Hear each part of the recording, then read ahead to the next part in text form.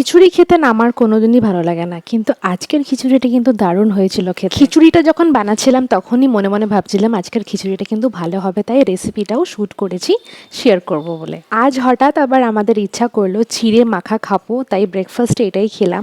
আজকে না আমি অনেকটা সময় পেয়েছি, তাই জন্য ভাবলাম ঠাকুরকে একটুখানি ফুলের মালা বানিয়ে পড়াই।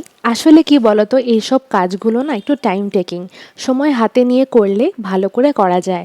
আর আমি আবার যে কাজটাই ধরি সেটা একটু ভালো করে করারই চেষ্টা করি।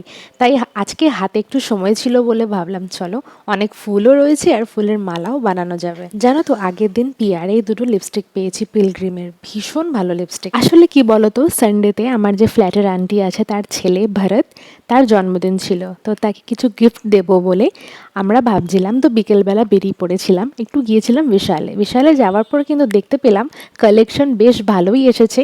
তবে হ্যাঁ, কিছু চুজ করার ক্ষেত্রে আমার হাজব্যান্ড সবসময় আমাকে নিয়েই যায়। তা বলে এই নয় যে ওর চুজ করতে পারে না, ও চুজ করতে পারে, কিন্তু সেই কনফিডেন্সটা ওর মধ্যে নেই। ও ভাবে কিনা ওর চয়েস বাজে। যাই হোক, এই হোয়াইট শার্টটা কিন্তু নিয়েছি, দাঁড়াও তোমাদেরকে দেখাই। এই দেখো, এই হোয়াইট শার্টটা কিন্তু নিয়েছি, ভারতের ভীষণ ভালো ফিট হয়েছিল আর ওর খুব পছন্দও হয়েছে। আসলে কি বলতো, আমার হাজব্যান্ডের অফিসে না সব রকমের শার্ট প্যান্ট অ্যালাউড না, তাই ও নিজের জন্য কিছু দেখছিল আর আমিও কিছু দেখছিলাম, বলতে ওর জন্যই আমিও দেখছিলাম।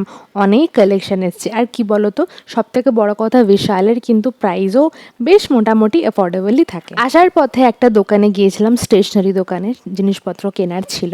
আমরা বাইরের খাবার দাবার খুব একটা খাই না, তবে আমার হাজব্যান্ড আজকে বললো চলো আজকে কিছু খাওয়াই যাক, তো ওগুলোই খাচ্ছিলাম আর বেশ ভালো ছিল আর খিদেও পেয়েছিল জানো তো। তারপরে যে গিফটটা নিয়ে এসেছিলাম না, সেটাই আমি বসে বসে প্যাক করলাম, আর এই হচ্ছে গিফট প্যাক হয়ে গেছে। নিশ্চয়ই জানিও ঠিকঠাক আছে কিনা। বাই।